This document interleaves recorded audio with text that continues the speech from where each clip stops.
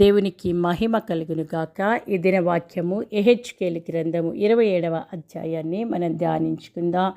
ప్రభువును రక్షకుడును మహోన్నతుడును శ్రేష్ఠుడైన యేసుక్రీస్తు నామమున మీకు వందనములు శుభములు తెలియచేస్తూ ఉంటున్నాను. ప్రియులారా, దేవుడు మనకు అనుగ్రహించిన మరి యొక్క దినమును బట్టి దేవదేవునికి ఘనత మహిమ ప్రభావములు కలుగునుగాక. ఈ దినము 27వ అధ్యాయాన్ని మనం ధ్యానించుకుందాం. ఈ 27వ అధ్యాయము మనకు ఏమి తెలియచేస్తూ ఉంది అంటే, మరి దేవుని దృష్టిలో మానవ అహంకారము ఎంత ప్రమాదకరమైనదో, మరియు తాత్కాలిక సంపద ఎలా నాశనమైపోతుందో ఈ యొక్క అధ్యాయం నుండి మనము నేర్చుకోగలము. ప్రియులారా, మరి తాత్కాలికంగా మనము మన సంపద అంతా కూడా ఈరోజు ఉంటుంది, రేపు వెళ్ళిపోతుంది. ఎవరికి సంపద అనేది శాశ్వతం కాదు. ఈరోజు మరి ధనికులుగా పిలువబడుతున్న వారు రేపటి కాలమున సమస్తాన్ని పోగొట్టుకోవచ్చు కదా. మరి దాన్ని బట్టి మనము దేవుని దృష్టిలో మరి అహంకారముగా ఉన్నట్లయితే దేవుడు దానిని మన యొద్ద నుండి తొలగించే దేవుడై ఉంటూ ఉన్నాడు. కాబట్టి దేవుడిచ్చిన దానిని దేవుని నామ మహిమార్థమే మనం వాడుకున్నట్లయితే మరి నిశ్చయముగా దేవుడు మనల్ని ఎంతగా గొప్పవారిగా చేస్తున్నాడో అంతగా మనల్ని మనం తగ్గించుకొని దేవుని సముఖంలో మనం ఉన్నట్లయితే నిశ్చయముగా మనం ఆశీర్వదించబడతామని ఈ వాక్య భాగము, ఈ అధ్యాయము మనకు తెలియచేస్తూ ఉంది కదా. ప్రియులారా, చూసినట్లయితే మొదటి వచనం నుండి మరి 11వ వచనం వరకు చూస్తే దేవుడు తూరు పట్టణాన్ని ఒక అందమైన ఓడగా ఆయన మరి చూపించడం జరుగుతుంది. తూరు నగరాన్ని ఒక గొప్ప అందముగా అలంకరించబడిన ఓడతో ఆయన పోలుస్తున్నాడు. ఎందుకంటే ఇక్కడ మంచి కలపతో వారు ఓడలను నిర్మిస్తారు. సో యాక్చువల్లీ ఈ ఫెనీకే అనే ఈ ప్రదేశము, లేకపోతే ఈ తూరు అనే ప్రదేశము, ఇది మరి చాలా సముద్ర తీరమున ఉంటూ మంచి కర్రతో చేయబడిన ఓడలకు ప్రపంచ ప్రఖ్యాతిగాంచిందనమాట అప్పట్లోనే. అందుకని దేవుడు మరి ఈ యొక్క తూరు పట్టణాన్ని మరి ఆయన ఒక ఓడతో పోల్చడం, ఈ ఓడ సముద్రాల మీద ప్రయాణిస్తూ ప్రపంచవ్యాప్తంగా ఉన్న అనేక దేశాలతో వర్తక వ్యాపారాలు చేయడం దేవుడు ఇక్కడ చూపిస్తూ ఉన్నాడు. సో మనం గమనించినట్లయితే మరి ఆ యొక్క వర్తకం అనేది కూడా ఎంత విస్తారంగా ఏ వస్తువులతో ఈ యొక్క వ్యాపారం అనేది జరుగుతుందో మనం చూడగలం. అలాగే 12వ వచనం నుండి 25 వరకు మనం చూసినట్లయితే మరి ద గ్లోబల్ మార్కెట్, ఇది అపారమైనటువంటి సంపద మరియు వ్యాపారం అన్నమాట. తూరు పట్టణం యొక్క నౌకలు, ఓడరేవులు మరియు దానితో వ్యాపారం చేసే దేశాలు కొన్ని ఉంటున్నాయి. ఈ అధ్యాయంలో చూపబడుతుంది. అది పర్షియా, తర్వాత అరేబియా, ఈజిప్ట్ మొదలైన దేశాలు, మరి ఆ ప్రదేశాలు కూడా మనం చూసుకోగలం. సో ఈ దేశాలతో వ్యాపారాన్ని గురించి మరి ప్రస్తావించబడము ఈ అధ్యాయంలో మనం చూస్తాం. వెండి, బంగారము, ఏనుగు దంతాలు, సుగంధ ద్రవ్యాలు మరియు బానిసల వరకు ప్రతిదీ ఈ యొక్క నగరంలో వర్తకం వ్యాపారము చేయబడతాయి. కాబట్టి మరి దీని ద్వారాగా ఈ యొక్క తూరు పట్టణానికి అపారమైన సంపద, అంత మాత్రమే కాదు మరి మంచి కీర్తిని కూడా సంపాదించుకోవడం జరుగుతుంది. అలాగే మనం గమనించినట్లయితే 26వ వచనం నుండి 27 వరకు మనం చూసినట్లయితే గర్వం అనేది పతనమైపోవడం మనం చూస్తాం. ఈ అద్భుతమైన సంపద, సౌందర్యం వలన తూరు ప్రజలు మరి అహంకారము మరి గర్వంతో నిండిపోయారనమాట. దాని ఫలితంగా దేవుని యొక్క ఆగ్రహానికి వారి గురవడాన్ని కూడా మనము ఈ యొక్క అధ్యాయంలో చూడగలం. తుదకు మనం చూసినట్లయితే 28వ వచనం నుండి 36వ వచనం వరకు చూస్తే మరి ప్రపంచమంతా కూడా అయ్యో ఎంత తూరు పట్టణమా అంటేనే ఓడలకు తర్వాత వ్యాపారానికి ప్రాముఖ్యము, తర్వాత ప్రసిద్ధి చెందినది. ఇట్టి ప్రసిద్ధి చెందినటువంటి ఈ గొప్ప నగరము మరి అంటే దేవుడు ఒక ఓడగా దీన్ని మరి మనకి ఈ అధ్యాయంలో చూపిస్తున్నాడు. కాబట్టి ఒక గొప్ప తుఫాను సముద్రము మధ్యలో మరి ఆ అందమైన ఓడను ముంచేసినట్లుగా మరి ఇక తూరు పట్టణము కూడా శత్రువుల చేతిలో సర్వనాశనం కాబోతుందని మరి ప్రవచించబడుతుందన్నమాట. సముద్రపు ఓడలు మరి వర్తకులు దీనిని చూచి భయపడి విలపిస్తారంటండి కదా. ఈరోజు కూడా కొన్ని నగరాలు, అందమైన నగరాలు మరి పాడైపోతుంటే, నాశనమైపోతుంటే ప్రజలందరూ చూసి అయ్యో ఎంత మంచి ప్రపంచ దేశాలు, ప్రపంచ నగరాలు ఇలా పాడైపోతున్నాయే అని ప్రపంచ దేశాలు మరి దుఃఖపడడం మనం చూస్తూ ఉంటున్నాము కదా.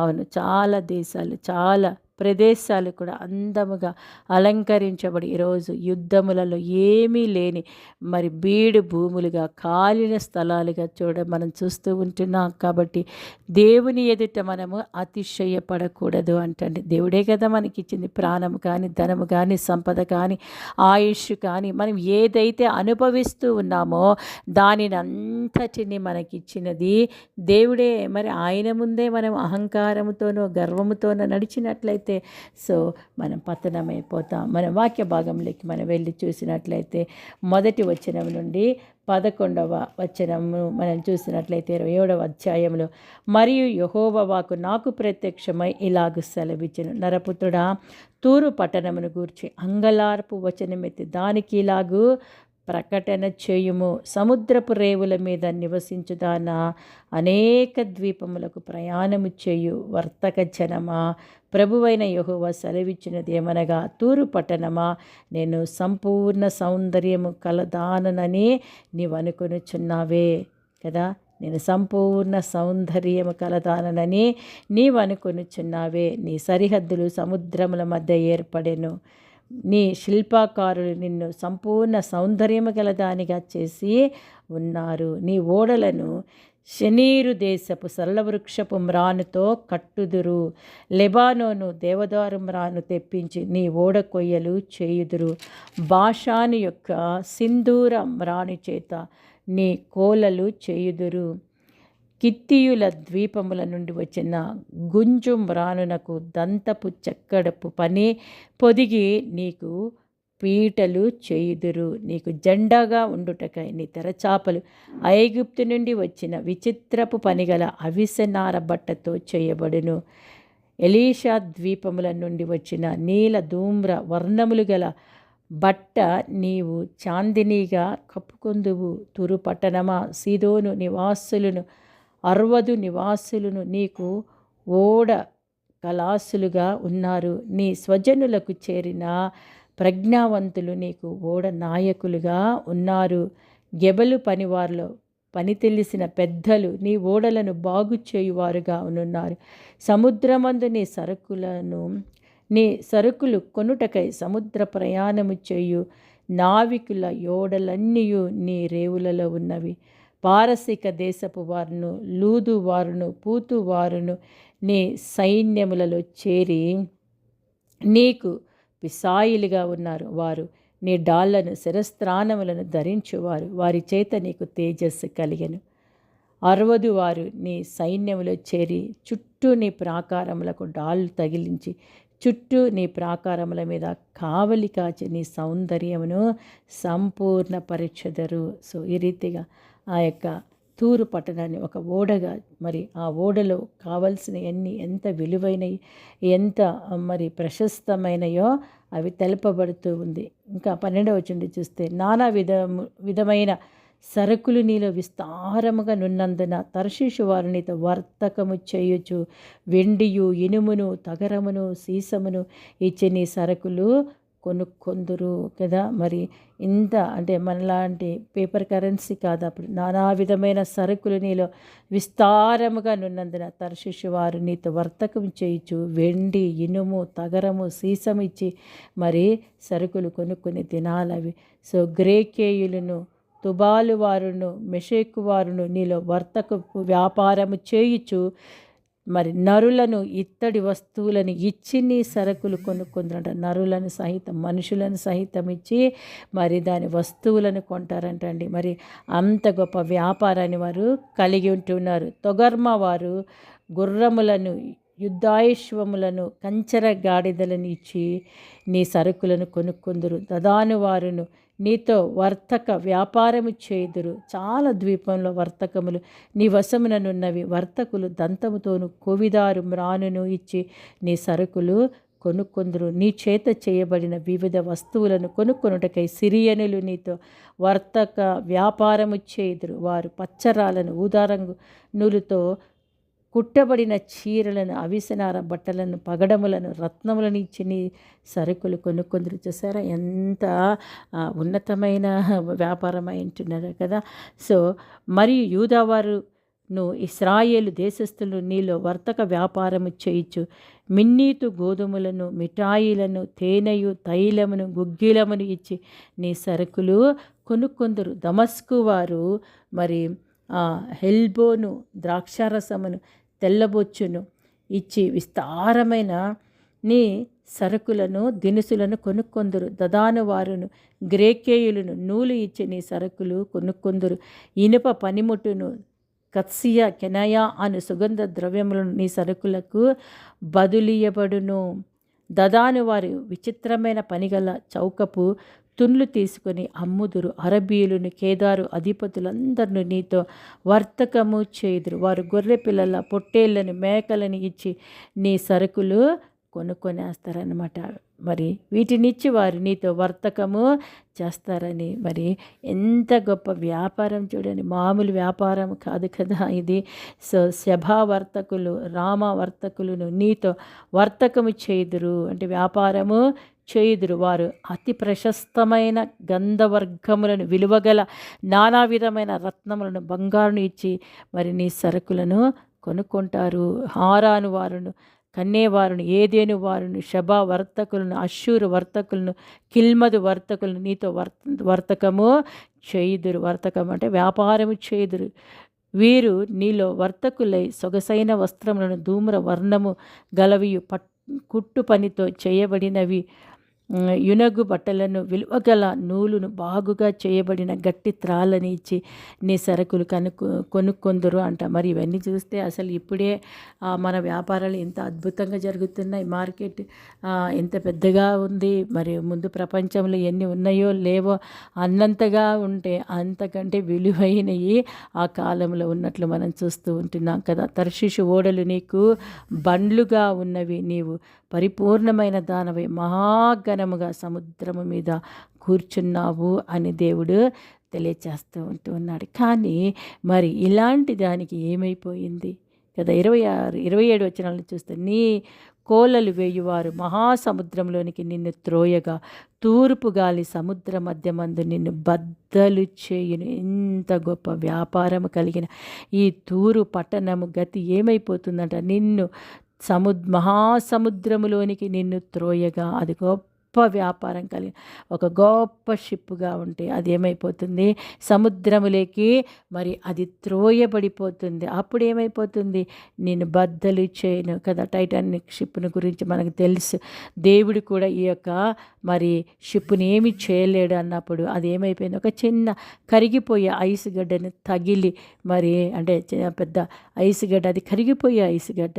సో ఆ గడ్డలు తగిలి అది ఏమైపోయింది, షిప్ పగిలిపోయి మరి కొన్ని పయనం స్టార్ట్ చేసినప్పుడే, అంటే అక్కడ ఒక మాట మెన్షన్ చేయబడింది, దేవుడు కూడా దీన్ని పాడు చేయడు. అంటే దేవుడే మరి దాన్ని పాడు చేయడు. అంటే మనిషి అంత గర్వపడాల్సిన పని లేదు. దేవుడు ఇచ్చినటువంటి వాటిని బట్టి దేవుడిని స్తుతించాలి. ఇంత అందమైన టైటానిక్ షిప్ని మేము తయారు చేసాం, దేవుడు మాకు ఎంత జ్ఞానం ఇచ్చాడు, ఈ ప్రజలందరూ ఎంత చక్కగా ఇందులో మరి చక్కగా సంతోషిస్తున్నారని దేవుణ్ణి స్తుతించాలి. అలా కాకుండా మరి దేవుడు కూడా దీన్ని ఏమీ చేయలేడు. అంత గట్టిగా బందోబస్తుగా చేశామంటే అది ఐస్ గడ్డ తగిలి బద్దలైపోయి అనేక జీవితాలు నాశనమైనట్లు.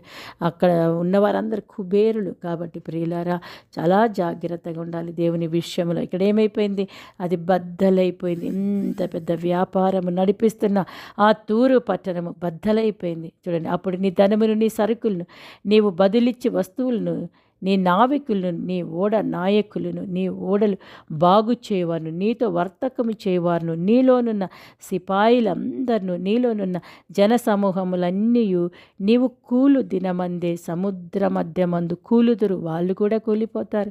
సహకరించిన వారు, వ్యాపారం చేసిన వారు కూడా కూలడం మనం చూస్తూ ఉన్నాం.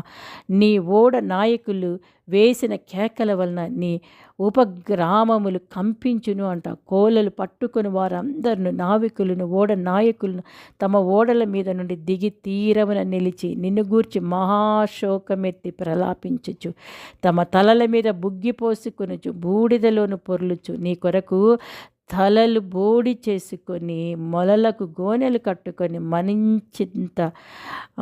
మనంచింత గలవారై నిన్ను గూర్చి బహుగా అంగలార్చుదురు. ఒకనొకప్పుడు పొగిడినవి ఇప్పుడు మరి అంగలార్పునకు కారణమైపోతున్నాయి. వారు నిన్ను గూర్చి ప్రలాప వచనమెత్తి, తూరు పట్టణమా, నీతో సాటి అయిన పట్టణమేది? సముద్రంలో మునిగి లయమైపోయిన పట్టణమా, నీకు సమమైన పట్టణమేది? సముద్రము మీద వచ్చిన నీ సరుకులను పంపించి చాలా జనములను తృప్తిపరచితివి. విస్తారమైన నీ పదార్థముల చేతను, నీ వర్తకము చేతను భూపతులను ఐశ్వర్యవంతులుగా చేసితివి. ఇప్పుడు అగాధ జలములలో మునిగి సముద్ర బలము చేత బద్దలైతివే. నీ వర్తకమును, నీ యావత్ సమూహమును నీతో కూడా కూలెనే అని చెప్పుకొనుచు బహుగా ఏడ్చుదురు. నిన్ను బట్టి ద్వీప నివాసులందరూ విభ్రాంతి నొందుదురు. వారి రాజులు వణుకుదురు, వారి ముఖములు చిన్నపోవును. జనములలోని వర్తకులు నిన్ను అపహసించుదురు. భీతికి హేతువగుదువు, నీవు బొత్తిగా నాశనమైపోతావు. చూసారా,